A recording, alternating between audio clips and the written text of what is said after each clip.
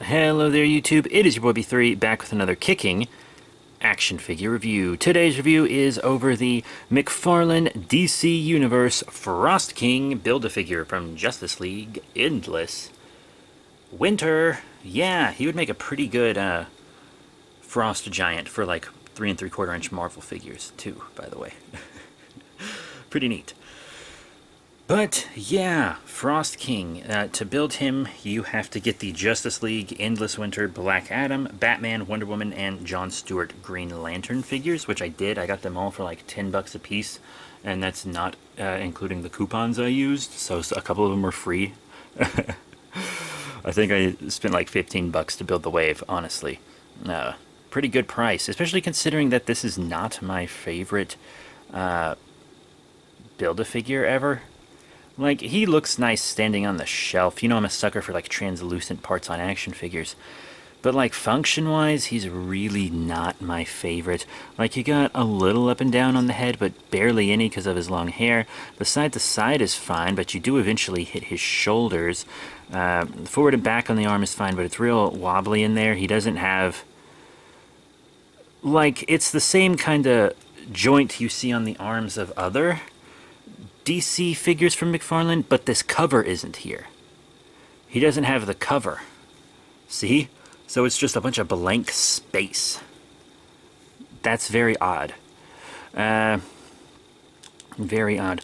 And this isn't even the actual articulation. This is just the wobble, because I can't get it to articulate. I can barely use the real actual articulation. There it goes, but the wobble is just as effective. It's so weird.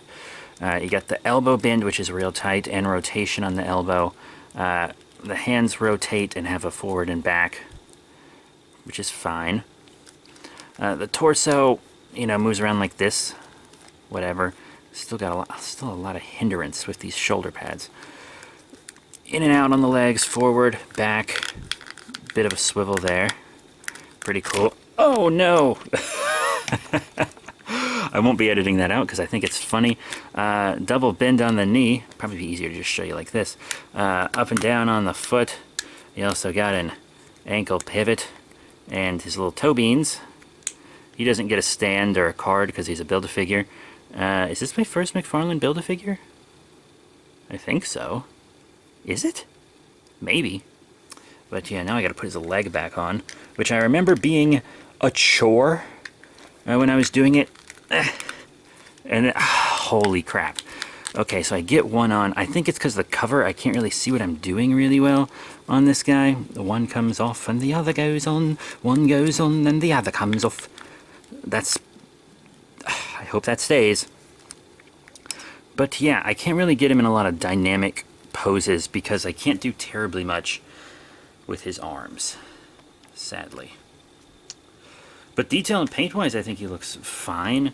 Like, he's got a lot of unpainted ice crystals all over his body, like the ones at the bottom of his cape, and then the fur on his cape is just the same color as the cape. So there's a lot of places where they could have finished painting him, like the back of the legs. You see where the color of the fur and the color of the ice changes. And why is some ice different than other ice? Is that something in the comic? I haven't read Endless Winter, admittedly, but I plan on it. I do like his sword. It's a really cool accessory that he holds well. And I do like the translucent parts that are on him, but... I mean, like, I guess since I'm not familiar with the character, I'm looking at this purely from a figure functionality perspective. You know, like, I'm familiar with all the characters it takes to build him, but I'm not familiar with him. See what I mean? So I'm just looking at him function-wise, and I'm not terribly impressed, admittedly. But yeah, now let's move on to size comparisons. I'm going to compare him with all the figures you need to build him, like Black Adam. That's how he scales up. He is big. John Stewart Green Lantern with his swords that I accidentally bent. That's my fault. They didn't come like that. You can tell because I already reviewed him. You can see it in the review. We have Wonder Woman. And Batman. Pretty cool. And now just to show him with some other McFarlanes, here he is with Godspeed. And Injustice 2 Flash.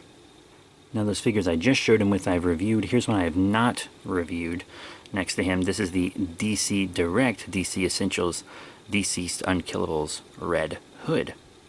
So that's it for the Frost King. Like, if you're a big fan of Justice League Endless Winter and the Frost King, maybe go ahead and build him. But to be honest, like the figure itself, if you're just the kind that puts them on the shelf and just has them sit there forever like pieces of art, and you think it looks nice, sure, go ahead. Especially if you can get the figures to build him as cheap as I did, or you can just get the pieces or him complete on eBay, which is what I often do for Build-A-Figures. I typically don't build them.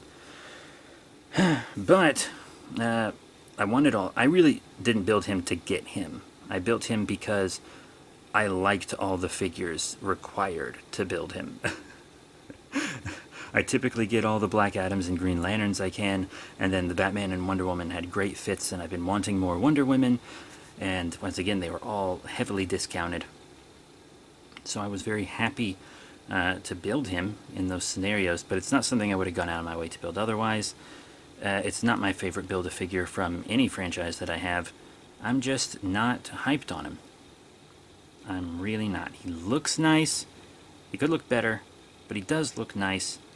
Just, I can't get him in the best poses that he can hold well. Love that sword, though. So that's it. Thank you all very much for your support. Remember to rate, comment, subscribe, check out all the cool links in the description below, Facebook, Twitter, etc. I do have more reviews incoming. There's a lot more DC, Power Rangers, Kamen Rider, Godzilla, Aliens, Universal Monsters, Ninja Turtles, Ultraman. So much cool stuff heading your way. Super Sentai even. There's a lot going on. And I think you'll really enjoy what's headed your way. So that's it. Thank you once again. I'll see you next time. Bye for now.